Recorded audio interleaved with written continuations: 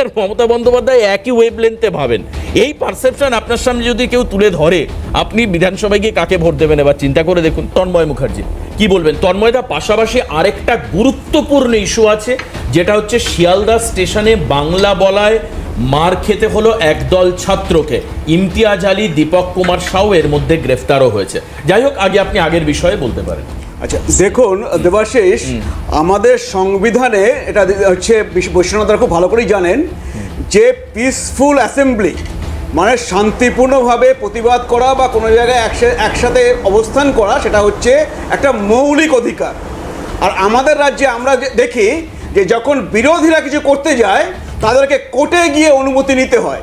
কোর্টে অনুমতি নেওয়ার পরেও সেটাকে বন্ধ করে দেওয়া হয়, যেমন কোচবিহারে হয়েছে, যেমন বারুইপুরে শুভেন্দু অধিকারীর কনভয়েতে হামলা করা হয়েছে, সেটা তৃণমূল করে থাকে।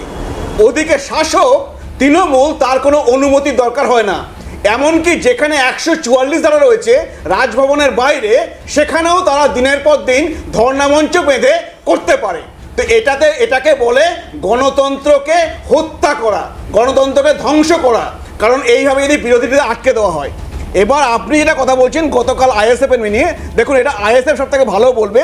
আমি শুধু একটা বলতে পারি যে দেখুন হচ্ছে তৃণমূল মনে করে যে মুসলিমরা হচ্ছে তাদের ভোট ব্যাংক, কেউ যেন সেখানে কোনো থাবা না দিতে পারে, মুসলিমদের ভোট নেওয়ার চেষ্টা করতে না পারে।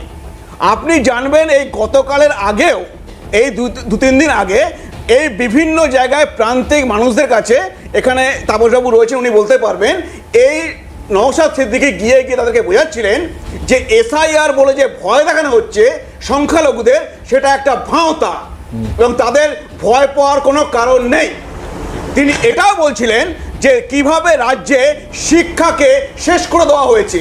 আজকে কলেজে ছাত্রছাত্রীরা ভর্তি হতে পারছে না, জয়েন্টের রেজাল্ট বেরোয়নি, এমনকি মেডিকেলের ডাক্তারি বন্ধ হয়ে গেছে, এমবিবিএস এর, তো এটাই বলছে মেডিকেলে।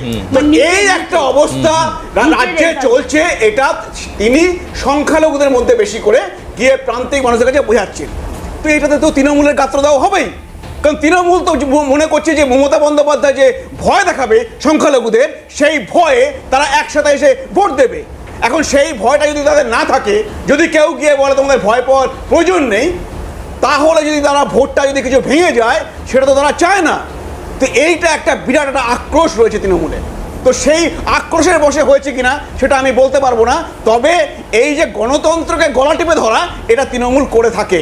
আর আমি আর একটা কথা বলছি, এই সুস্মিতাদের কথা বললেন যে রাজনীতি সম্ভাবনাময়, এটা তো ঠিকই, কারণ দেখুন বামেরা হচ্ছে খুব খারাপ দল কেরালায়, আবার সেই বামেরা এখানে খুব ভালো দল পশ্চিমবঙ্গে, সেই জন্য কংগ্রেস এখানে জোট করে।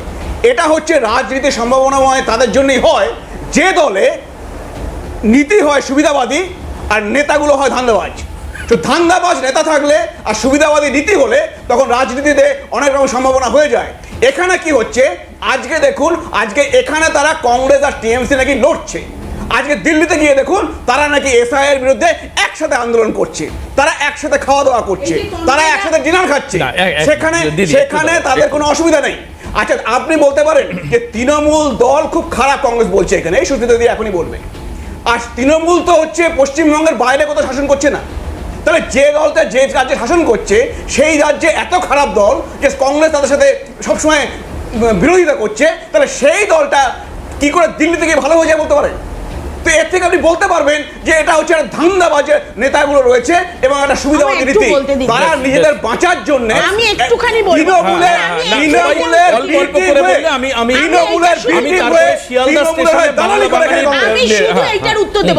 ছোট্ট করে বলো, তারপর দাও একটু বলবে, বৈষ্ণব দাও মনে হয় বলবে।